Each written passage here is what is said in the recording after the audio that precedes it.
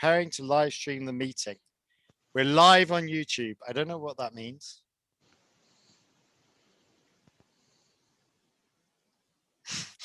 Right.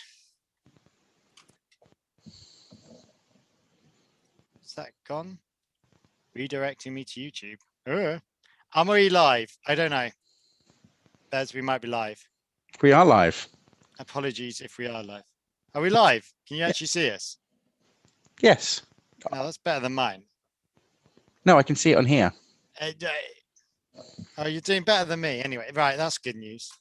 Because my internet's taken about 3 years to do anything. So let's try and do this as quickly as we can without actually screwing this up. And the only thing is that I've got my notes, guys, except my notes on my phone, and my phone's just about to die. So who knows? We could be talking about nothing. There we go. I can actually hear ourselves as well. That was confusing.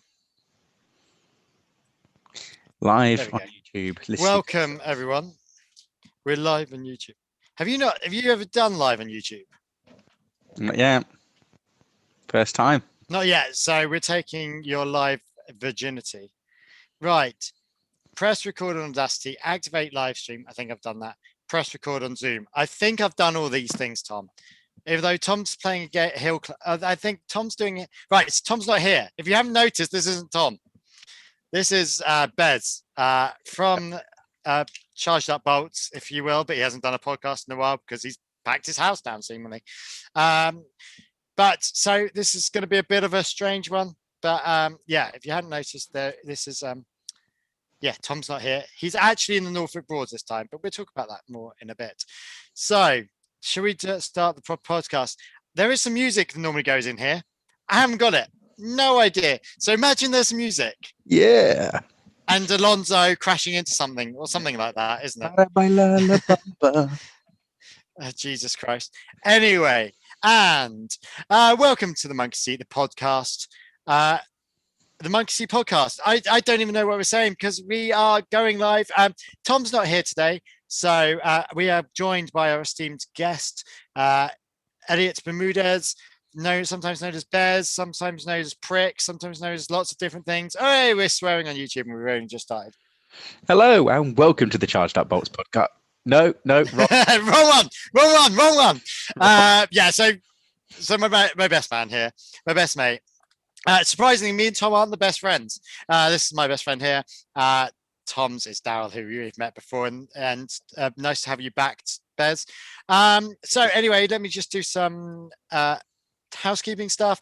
We are two independent friends. Oh no, we're a fully independent podcast hosted by two independent friends who like to put the world to right. One of them's not here, but you've already worked that out. You can find us on all major podcasting platforms by searching the Monkeyseat podcast. You can get in touch with us and leave us a 5-star review and give us a shout out, or you can visit monkeyseatpod.com and give us some spare cash from £1 to support up with the train to keep this train up running. It's a rubbish train. We would say literally anything if you give us money. But anyway, I'm here. Tom's not. We've all had a bit of a swap around. Normally it's the other way around.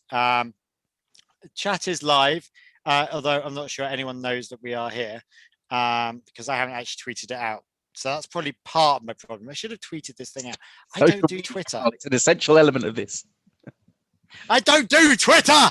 I don't do any of this. I don't know how to do it. Oh, how do you do this stuff? Oh my God. This is what happens when you leave me to be in charge. Tom, come back. All is forgiven. Anyway, we'd also like to acknowledge all our great work, and we are partnered with the charity Furballs Rescue, who are continuing to do great work in our local area. Well, Tom's local area, because they're definitely not over in Ireland, and rehoming abandoned cats who need funding. Haven't you got a couple of cats that need rehomes? I have two that I've just stuck outside while the building work's gone on, and if they just go and find another home, just go and find somewhere to live. People that hate me. Oh, and we have a Killian looking in the keyhole. Hello, mate. So my son's just appeared. I don't know how to do this. Log in with Google. Maybe I need to do that. Maybe that'll work. Hello. Come and give us a hug. Come and see who is on the. Who's that? Hello, everyone. This is my son, who's now live on YouTube's. Hi, Killian. I'll put it on. Hi. Hi. I think you'd be better at organising this than you there. Hi. Right, there we go, everyone. There you go. That's my son, who's in his pajamas and needs to go to bed. The TV doesn't work. Is that what you've come down here to tell me? Which TV doesn't work? My TV doesn't work. Okay. I don't know. Right. I'm not very good at this. This is what happens. Maybe we'll have to start this again in a future time. Luckily, everyone's going to go live, come in halfway through this, and no one's going to have a clue as to what the hell's going on. Oh, I need to know Tom's phone number. What is going on? This is why do people like do this? Like, oh yeah, he's under the ex-wife. I mean, I'm in a different country. This is far too hard. How does Tom do all this without sort of moaning about 1,000 times?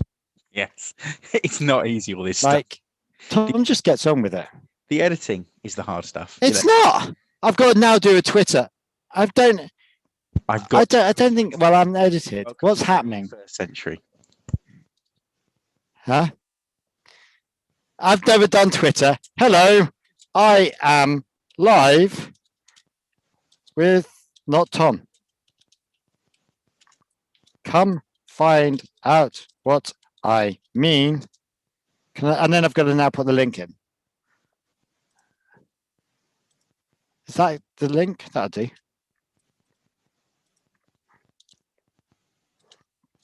Talking all things. Oh no. Oh no. What's gone on? Have I just sent that? I don't know. Oh God. What have I just done? Have I tweeted something? What's your Twitter, Carl? I don't know. Where's the Monkeyseat? Hello.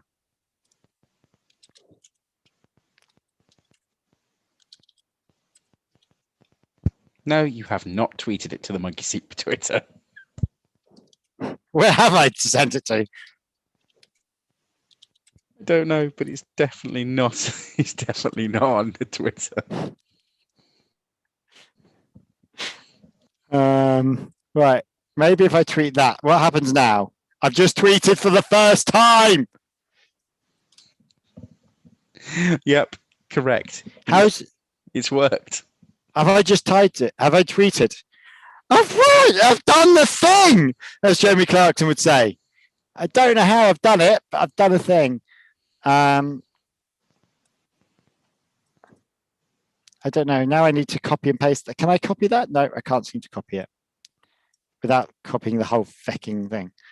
Oh, that's wrong. No, don't do that. Anyway, there, I've done it on Twitter. That'd be big enough. Oh, Laura Higgins, failed to prepare. Can we talk about Drive of the Day? How can we talk about Drive of the Day when we haven't even started? So Tom has done a 2-minute challenge, which is going to be in 2 minutes. But I have no idea how to play that. I don't know how to. Let me see if I can find a way of playing it. Sorry, this is quite a mess today. And this is what happens when you work all week. You don't think about anything. And you leave Karl in charge. It doesn't matter if Karl was off for 2 weeks in preparation. This is what happens when Karl goes in charge. So the return of Careless Carlos. Yeah. He said he left something, but I don't even know which episode we're on. What episode are we on? No, he said he left it in the Dropbox. I don't know. I really don't know. Can you hear this? I don't even know if you can hear this. Can you share sound? Am I allowed to share sound? Don't know. I don't know. Anyway, we'll get on talking about some racing in a minute. I've retweeted you from several accounts to to boost participation. To boost participation. Somehow we might get someone to talk about it. I don't know what's going on. I'm sorry, guys. This is just like a bit of an amateur hour. I might actually start the actual whole podcast again. Should we start the whole podcast again? Because I feel like I didn't really do a very good job last time. Oh, I've got notifications, 2 retweets, 2 quote tweets. Oh my God, what's all this about? And it's just from me, guys. Don't get excited. You look about 10 pounds lighter than that picture. And thank you for having me. I'll see you later. Classy as ever. Yeah. I'm enjoying the delay as well. Right. Yeah. We're international. We have a delay.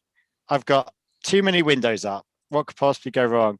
Right. I'm going to start this podcast again. So,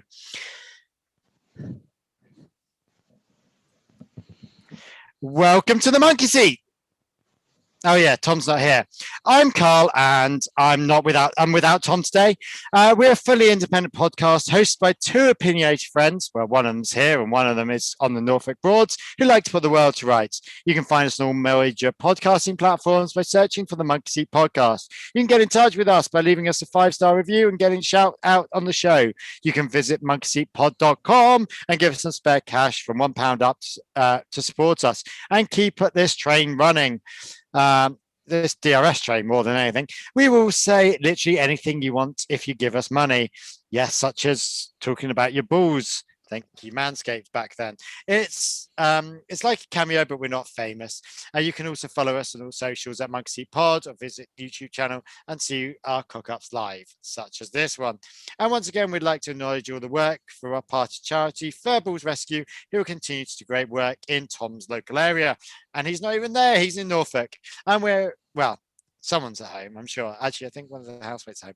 And we were rehoming abandoned cats and need funding far more than we do. So head to furballsrescue.org to see how you can help. Anyway, welcome, Bez. Welcome to the Monkeyseat again. You were on our first ever one, weren't you? I'm going to do it again. Hello and welcome. Oh God, Bez is frozen. Podcast. No, I haven't. I'm on the wrong podcast.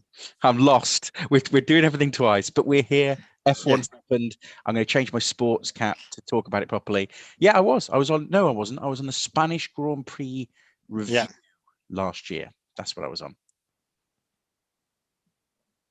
Which was a long time ago, and we've had a lot of ups and downs. And you're still supporting Alonso, and he wasn't even in it then, to be honest. I think, and now he is coming back. So what a race! We do have. Oh yeah. As you can tell, there is a major delay on this. We are not doing that well here, but we will try. We will carry on. The podcast will be better because I'll actually edit it. So we're sort of going a bit live just to try and keep up with what the hell's going on and modern technology. So I do apologize with that, but we'll get there eventually. What was I going to say to you? So Tom's done his 2-minute challenge. It is going to go in here. And that's a 2-minute challenge. It actually fitted into 2 minutes. I can't play it now because I've got no idea what it sounds like. So I do apologize for that. You were completely wrong in every way. Well, to be fair on him, the 2-minute challenges are just the challenges. There's no opinions in there. But who knows? He could have put an opinion and we didn't know. So I'm glad you've got that in already. Yeah, well, I have to fire my shots. So let's go on. Fire your shots before we've even started. That's a good way of thinking about it. So what you've all frozen on my computer, so God knows if this is actually going to work. So what's the so what do you think about what's your opinion of the beginning of that race? I think there was whose fault was what? Yeah, there's a secret plan, definitely. So here's my big theory. And by the way, if you're watching this now and you're listening to the podcast and you're a Hamilton fan, there's no Tom. There's no Hamilton stands on here whatsoever. So Hamilton fans get prepared to be annihilated. So here's so obviously we had the controversy at Silverstone. Hamilton purposefully hits into Verstappen and takes him out because his car and his driving are not good enough to compete. That's my opinion. So then obviously we have Red Bull saying, guys, you need to penalise them harsher, and the FIA say, no, we don't. We're going to let Hamilton get away with murder every time. So coming into this Grand Prix, I think what they did is they said, we can do it again. We can do what we like. Bottas, crash into Norris on purpose and take out the Red Bulls and let Hamilton win. That's what happened at the beginning of the Grand Prix. Yeah. So do you think he's got a contract for next year then with that smash and dash? They say to him, if you do this, if you play bowling with Norris or what is it, snooker with Norris, then we'll give you a new contract. Yeah. We give you a contract. Yeah, it's a bit of it's going to be one of those, isn't it? Next week during the summer break. Oh, hi guys. Yeah, we're going to keep Bottas on. Yeah, all right. But what about the mate Stroll crash into what happened there? Was that all still part of Bottas's, or was just Stroll having his own little issues? I did. Do you know what I did? So this is a confession before we get started. Bottas crashes and ruins the race, and I'm there cursing blue heaven at Hamilton and McLaren and Mercedes, saying they've done it on purpose. I walk away. I go and pour myself a drink to calm my nerves, and I completely missed the Stroll crash. I have watched it back. I think that he was being a bit too ambitious, a bit too brave, just sticking himself where he shouldn't be, and it was pretty terrible, but made for good viewing if you were a neutral. I know. It was mad. I mean, if you were neutral, you're grand. But the neutrals got taken out, being the fact that both the McLarens got taken out in that mess, and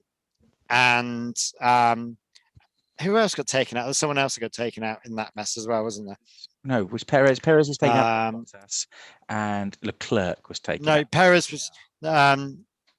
Leclerc, we were again quite a neutral. I know Ferrari back in the day were never neutral, but as neutrals go at the moment, they're quite. So they all piled back into the pits.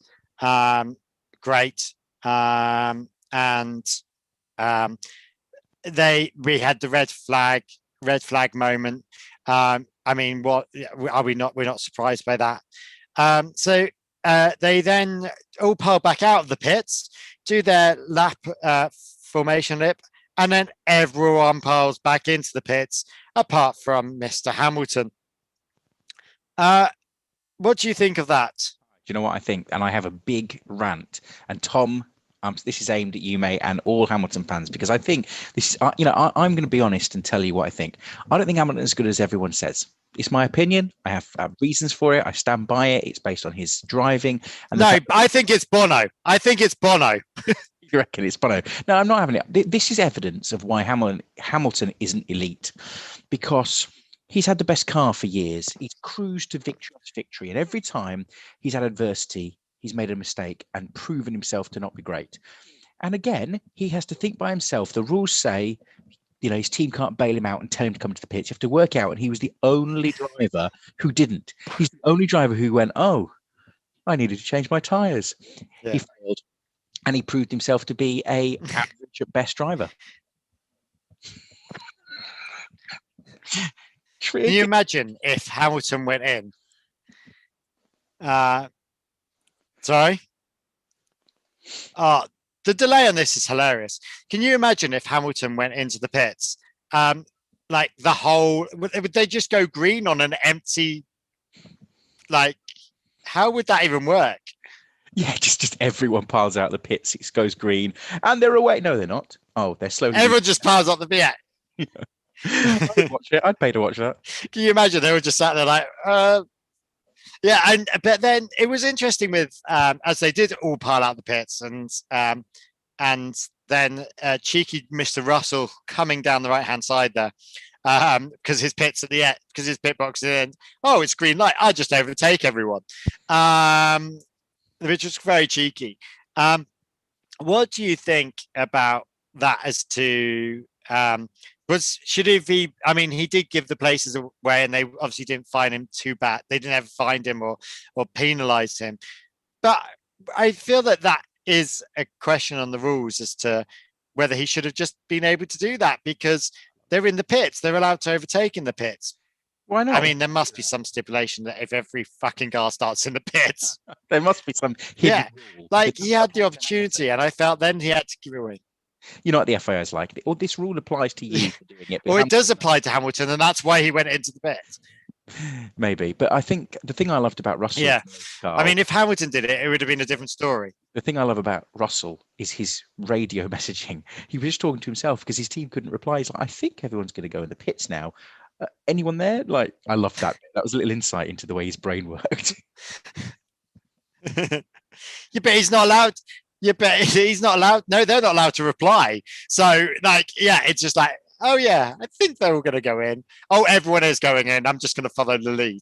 I mean, I'm also, did they all come out of the pits in the right order?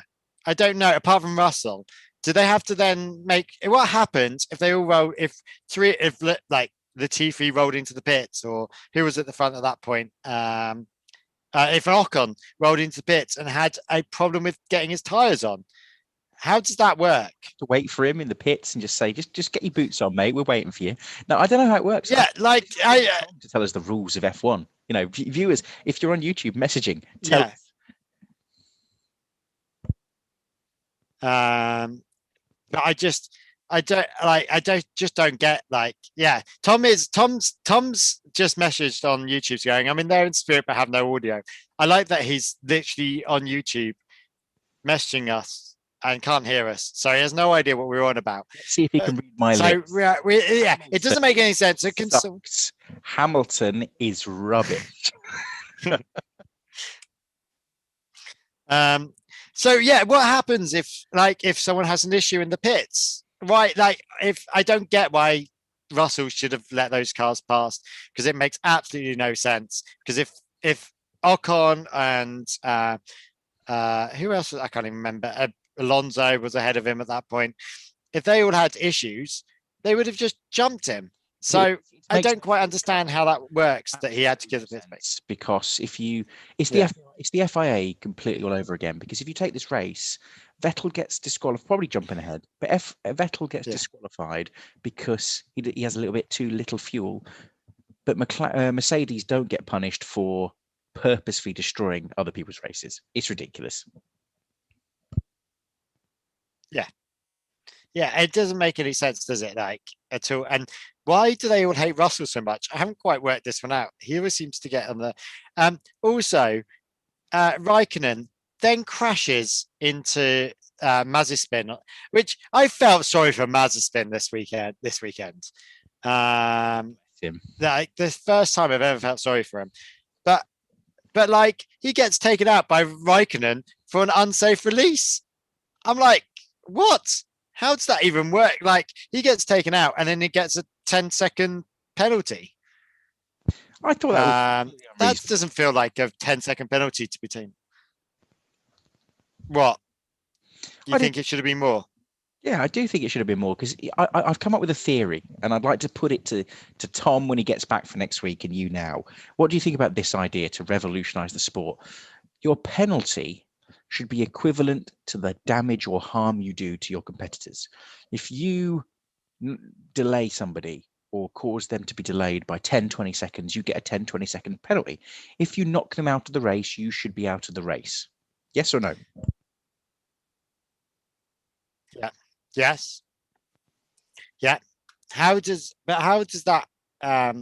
govern that? What happens if you take out Max's barge boards?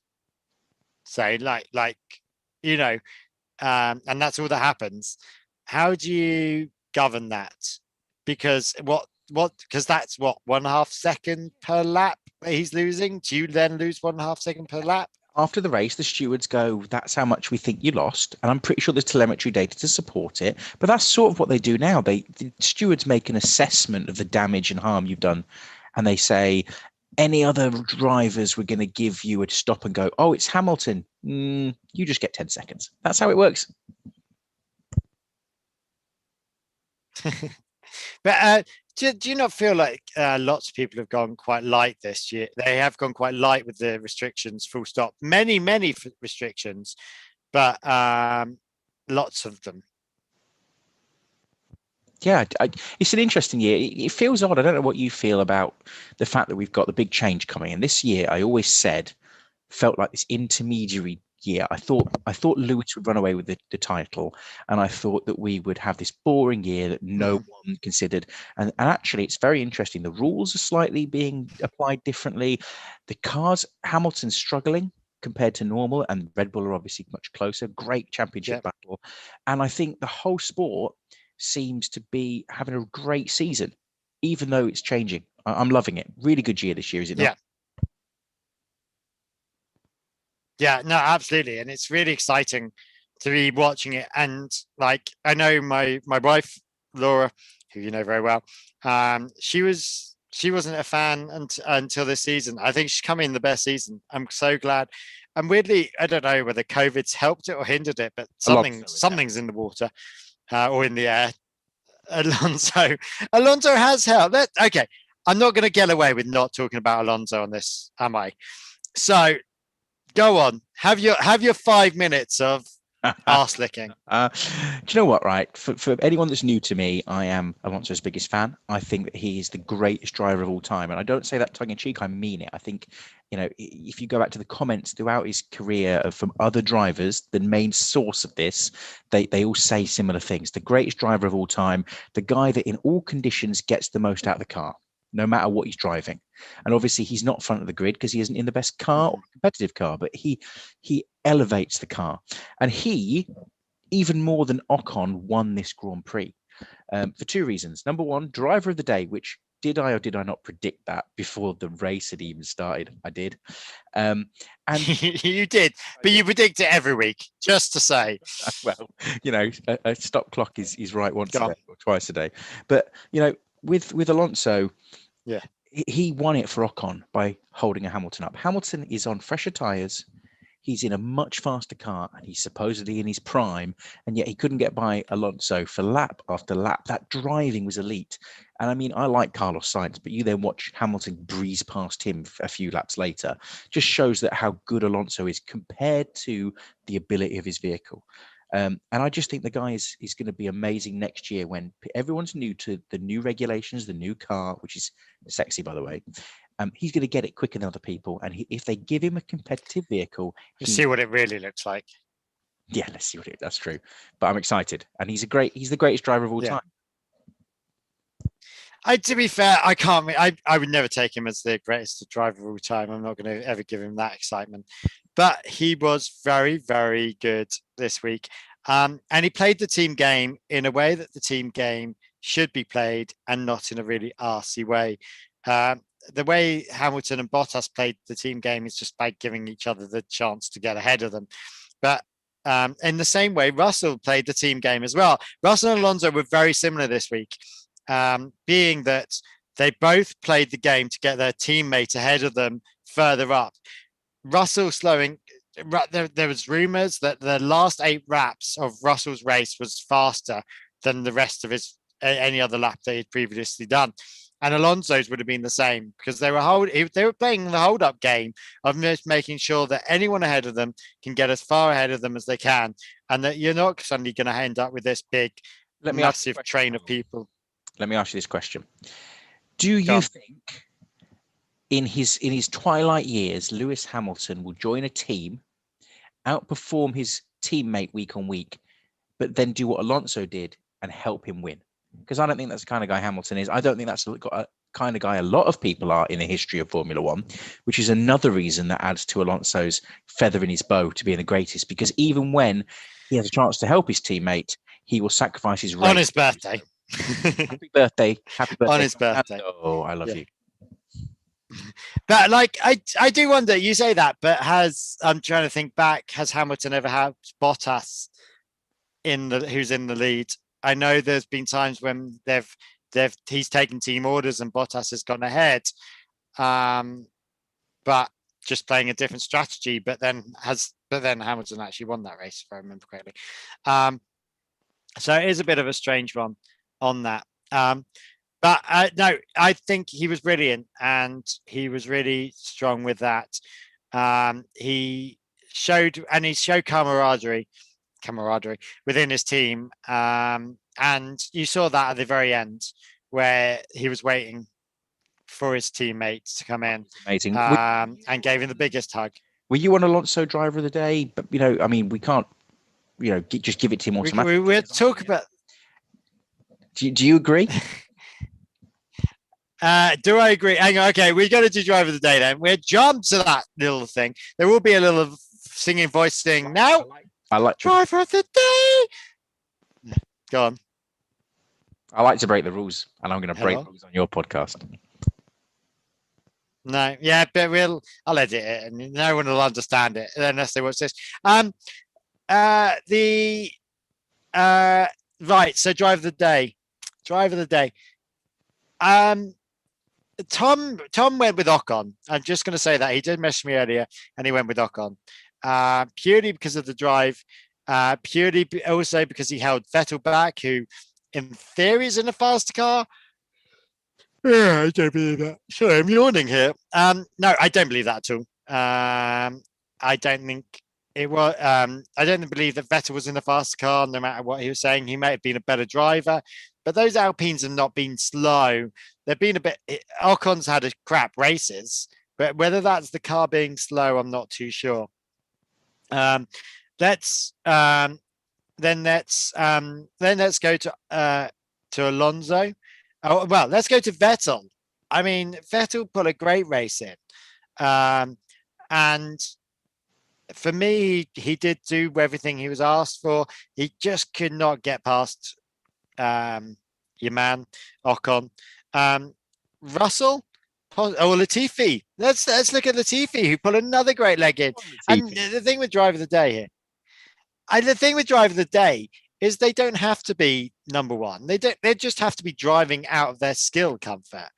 And so I think that for me, it's probably going to be Williams as a whole, because I think they played a blinder in strategy, teamwork, and yeah, I really do think for me, Williams as the team played a blinder in the same way as Renault as a team. I just think Renault had a better car as a team, so didn't do as greatly as expected. Alonso could have possibly gone further up. I don't know. So for me, it's going to be Williams as a team for driver of the day. I mean, the driver is a word that means driver, and team of the weekend could be about a team, Karl, but I'll give you it. I'll let you have it. I'll let you have that one. Well, I suppose the thing is, we have the dick of the weekend is never just one person. It's hardly ever one person. It's normally FIA. So, or stewarding or something. So, I think for me, okay. Karl. And it's Alonso. I think it's Alonso, who obviously it is, but I actually think it's Bottas. Okay. And the reason it's Bottas is because gave us the entertainment and the uncertainty and the unpredictability. So it gave us the changed the Constructors' Championship around, gave us uncertainty, and did his job with getting Hamilton higher up. Valtteri, unbelievable. And somehow, it did his job of getting rid of Verstappen and Perez and getting higher up. I think he did his job very well. So maybe we should have driver of the day as Bottas. Driver of the day has been decided as Bottas. Yeah, well done, Valtteri. I mean, as in the chat, I'm seeing saying that it should be Max. He was broken his vehicle and still got a point. I just think he should have done a bit better getting past Ricciardo, which was really sad, because what the hell is Daniel Ricciardo still doing in this sport? But that's a different topic. And also Mick Schumacher. Yeah. How good was his drive and his racing at the beginning and aggressiveness? I think he showed himself in fits and peaks. Oh, the thing is, he's another Alonso. Not Alonso. Sorry, he's another Russell. He's on the way up, and and when he gets a decent car, he's gonna be phenomenal. When he gets that Ferrari, he will be absolutely phenomenal. One day he will get there, and he will be another Schumacher in the making. But I don't think he was also driver of the day in any sense. He did all right, bless him. But I don't think they did anything there. So let's go back to the actual chats now. Oh, do you want to do Dick of the Day while we're here? Obviously, got to be done. Right, Dick of the Day. Is it the same person we've just given Driver of the Day to? No, it's not. They leave Valtteri alone. You know, he's doing his job. He's leaving the Formula One most likely, and he's doing his job of making it interesting. For me, the day I think has to be. Oh, it's hard. I'm going to go for Lewis Hamilton. Is there any... On what reasoning? On what reasoning? Apart from him, there is no reasoning why he was a dick. Right. Here's why I think. Go on. I'm not defending him, but why was he a dick? Here's my theory. So he should have. Your theory. I love that it's a theory. So it's not fact. This is like saying the world is flat. The world is flat according to Elliot Bermuda-Skelton. Yes, you can take it or you can leave it. So he sits on. Yeah. He avoids the damage and the disaster, but he is a dick, forgetting that the weather is changing and he should change his tires, and ruins his own race and the opportunity he got. And then he just spends all day pretending to have long COVID so that he could look super impressive driving through the field long COVID, and I'm suffering and fainting on the podium. No, mate. No, get out now. He'll probably come out like Simone Thingybob and say she's got mental health issues. Who I do believe she has got mental health issues too, don't get me wrong. Anyway, so let's go back to Hamilton. Sorry, my dick of the day is probably the FIA for just screwing it all up again. They just can't work out the penalty system. They seemingly just give issues with I don't know. They seem to that one rule is fine and others not. They sort of let one rule go. I don't know what they were thinking about the Russell situation, because as I said, what if all 6 of those other cars had tire issues and they couldn't get out? What happens then? He's not allowed to overtake them. I don't get that. He was in the pits. You're allowed to overtake in the pits, as far as I understand. In the pit exit, that if someone's sat there. He's in his pit lane. He can escape. Bez has put his light on. So I just don't. I think the FIA for me. I don't know if Bez actually gave us his dick of the day. Did he? Let me just check. What's Tom? Tom, sorry. No, he hasn't actually given me his dick of the day. He just gave me his driver of the day. No idea. Sorry, Tom. You probably have somewhere. He has done. I haven't seen you out, Karl. Has he? He says it's either Bottas or Stroll. I'm going with Stroll because although Bottas is crashed, it's in the Banderbus. Carnage, Stroll outbraked himself trying to be too ambitious, and Bottas just got caught out by the outwash from Norris. There were contributing factors to Bottas, but Stroll did it all on his own. No, that's wrong, Tom. Bottas did it because his team told him to. There we go. So Bottas did it because his team told him to. So who do you think then should be dick of the day? Let's try and come up with some agreement on this. You know what? I don't think it can be Lewis Hamilton. And I don't because he wasn't. Huh? It's always Lewis. So who are we going to go with? You can't give it. Who are we going to go? Has Tom got a point with the Stroll? He might be wrong, but has he got a point?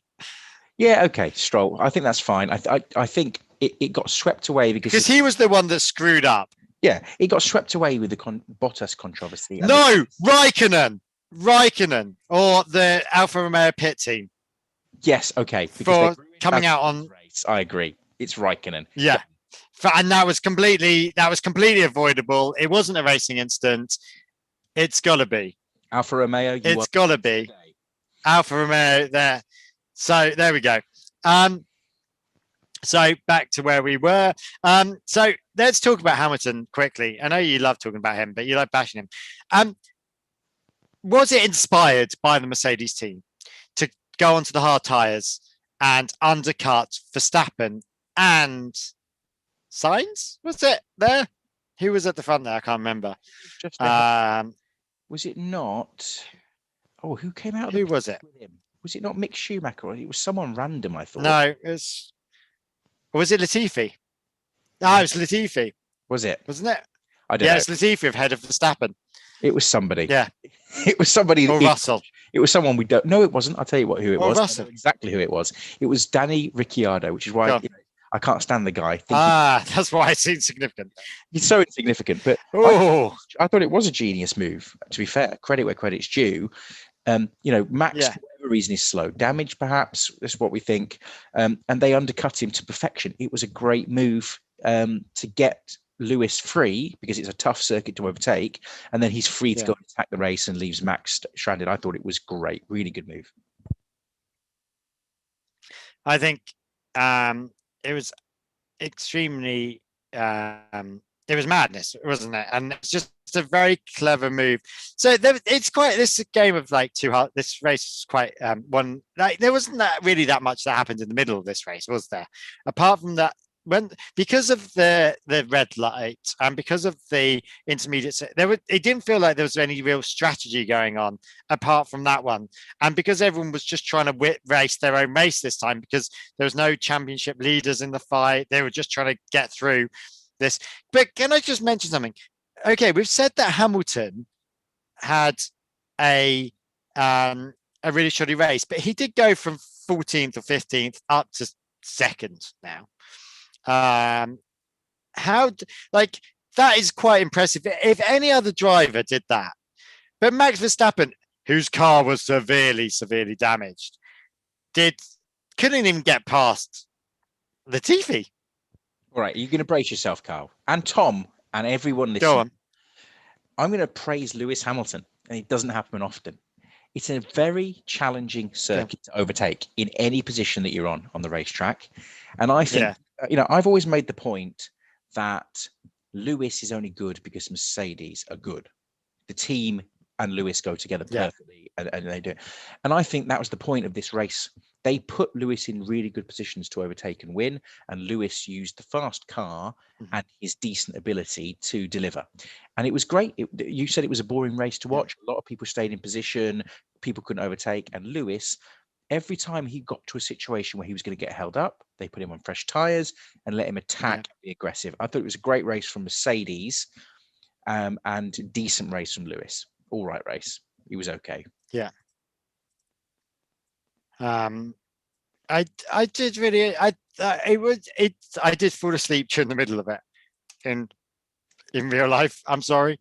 And I did. Yeah, I had a little snooze and realized nothing had changed. Apart from Lewis brilliant. being 4 positions where he was before. I love that someone called David Powell has just said my dog looks like breasts, according to Google Translate. It says my dog has tits in Spanish. Your dog has breasts. Thank you, Dave, for the Spanish. Good lad. Good practicing. Is he your mate by any chance? Yes, he is. Thanks, Dave, for dropping by. Is he your friendly friend? I do love the fact that he's also he's come up with your dog has tits. Karl, it comes from if it's a female dog. I'll give it a shout out. It comes from a show about Tourette's where the only thing this guy said was your dog had tits. And I translated it for Dave into Spanish, and he now quotes it back to me at every opportunity. So thanks for that. That's so relevant to Formula One. Oh, it does come from so relevant to Formula One. I did wonder, I just started what the hell is he on about? Your dog has breasts. Although the best Tourette's one, there's a guy on LinkedIn who's a virtual assistant guy, and his one is, how do penguins have sex? That's literally it. How do penguins have sex? Anyway, sorry, we've got a bit off piece again. We usually do this anyway.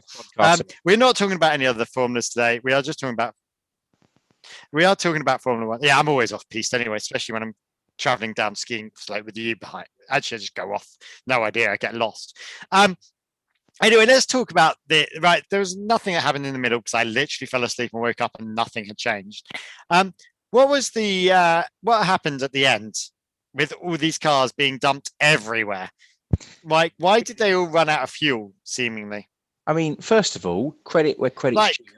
Most teams managed to get their fuel allowance to their cars almost perfectly, apart from Vettel's team, apart from Aston Martin, who got it a little bit not quite right. Unlucky, Sebastian.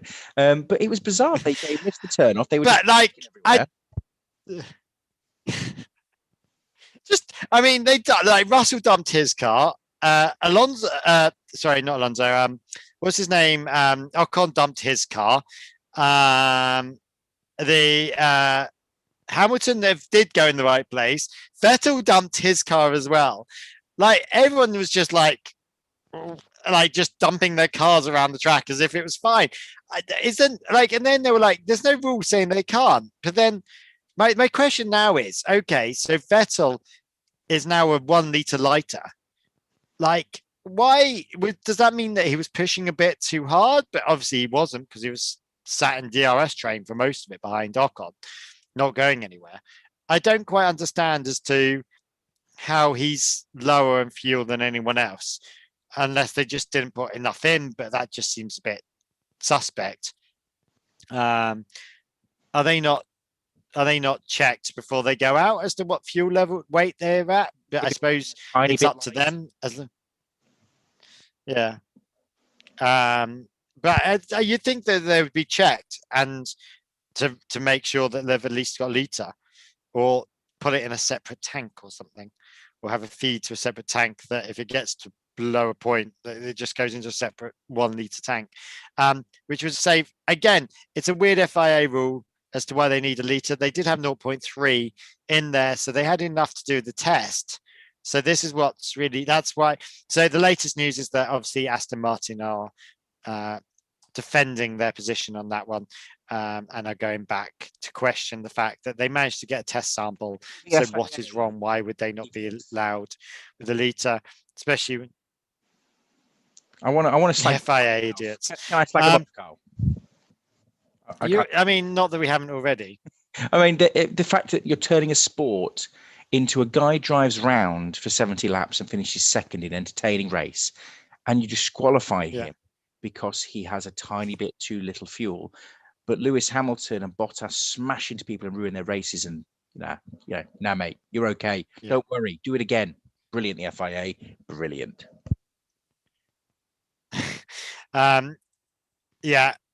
It's just FIA, but our FIA doing a very clever thing here, or Liberty Media doing a very clever thing to make this as entertaining as possible and screw everyone and get everyone riled up. I mean, Laura's just sent me a load of like memes to come in. The best one for me is Latifi beating George is the most George thing to ever happen to George in the history of George. Let's go back. It's very, very true. I love that. Great teamwork. But George Russell, mate, I couldn't love you anymore. Well done. Yeah. Everyone's praising George Russell for coming behind his teammate, who he hasn't come behind all this season, but somehow he's behind his teammate and he's still the one winning. I mean, I just don't get it. It's like, if it was the other way around, everyone would be like, "Oh, the TV is behind George." Like, nothing would have been said. Like, now it's, "Oh, George's behind Hamilton." Like, but yeah. Supposedly Jeremy Clarkson got involved and said, clever, only Hamilton on the track. That way he can't hit anybody. I loved his tweet. From the I was following it live, and they said, "Can they go a single race without hitting into someone else?" And they went, yeah, clever. If Lewis is the only driver. This is the tactic. They've got it down to a T. Force the FIA to change the rule. FIA, if you're listening, right? In fact, I'm sorry, you send you an email, right? Because I think I've cracked the code to Formula One. You put random sprinklers at the side of the track, so some parts are wet. You blow up 3 cars on random laps. You put magnets in the cars and make them smash. Yeah. It would be the most entertaining race. Or just have Bottas driving. One or the other. Isn't that just Robot Wars? Yeah, just need Bottas to drive around. I mean, who else crashes quite a lot? Mazepin and Bottas. Maybe just a championship of them. Who can screw themselves over quickest? On ice, it's Formula One on ice. Just quality. I'll take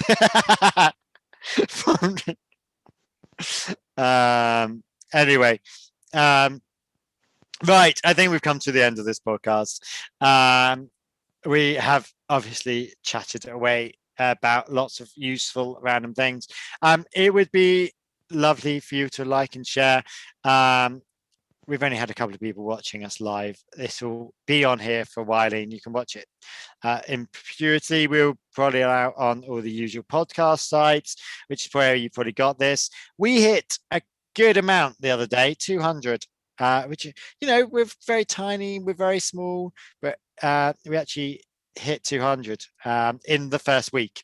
We normally hit more than 200, but 200 in the first week is very, very strong for us. So we're obviously getting some traction. We'd love you to comment and talk more about what's going on. And we shall see you. Well, I'll see you next week. I'll probably be here with Tom next week. Oh no, we're off season. Oh, this next week, Laura's coming on and Emily. They don't know about it yet, but they're coming on. Yes, they are. It's the off season, and Tom said they can come. Incredible. It'd be mad. It'd be a 4-way conversation of the wives. And we'll talk about all things as to who's dating who in Formula One. And I'm sure, but actually, to be honest, Laura's just going to wipe my ass. She knows more about Formula One than I do now, because she's watching everything obsessively. Funny, I think anyway, knows more about Formula One than you do. Yeah, probably. I mean, he is in the race. Laura says she's not. Oh, well, we'll see about that. Tom and I might be here next week. Laura might be here. Who knows? But we've got 3 days of 3 weeks talking about nothing. But hopefully there's some silly season stuff going on. Anyway. In Spain, drinking cocktails. Yeah. Yep, you will. Yeah, you will. Anyway, you lucky man. I'm very jealous. Also, can we add? Oh, hang on. She would like to add something. Before you leave, Bez. Oh, the Michael Schumacher documentary is coming out soon. So Laura's going to watch that and tell me all about it. I'm sure. Okay. Is Michael okay? Who knows? I'll find out. I bet you if I Google Michael Schumacher update, I bet you there's no news. Like, it literally is that every week on week. I've missed those updates. I know. Well, we started realizing they were quite boring because they were literally, there's no 12 hours ago, Michael Schumacher health update. There we go in the Express. What's it going to be? 12 hours ago. That's quite recent. I'll buy that. Michael Schumacher health update. Oh, hang on. Daily Express. Where is Michael Schumacher now? Can he walk? Hang on. Is there recent updates? Yeah, this is all about what happened. Where's Michael Schumacher now? Michael Schumacher should have celebrated his 52nd birthday, but instead is holed up at home after suffering debilitating. Yep, there is no news. No news. So he's at home. There's no news. Oh, no, he saw a race. I mean, no, there's literally no news. Yeah, no, there is literally no news. Well, this is quite a long article of no news.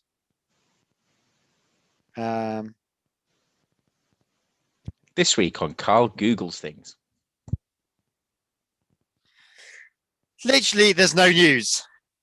It's more about the exciting documentary than anything. Brilliant. There is no news on that. Anyway, however you pronounce the bit of Spanish, Tupero Tiempechos. Tu perro tiene pechos. Is that right? Yeah. There you go, people. It's on Netflix. There usually isn't an update. I will update you all on September the 15th. That's Laura's going to update. Laura's going to come on September the 15th, seemingly, and update us all on the Michael Schumacher documentary, which we'll all look forward to because we'll probably do a podcast around then, just for my birthday. Right. I shall actually, we'll probably be in the UK then. Right. We shall see you later, Mr. Beswold. Nice to have you on. And I shall see you guys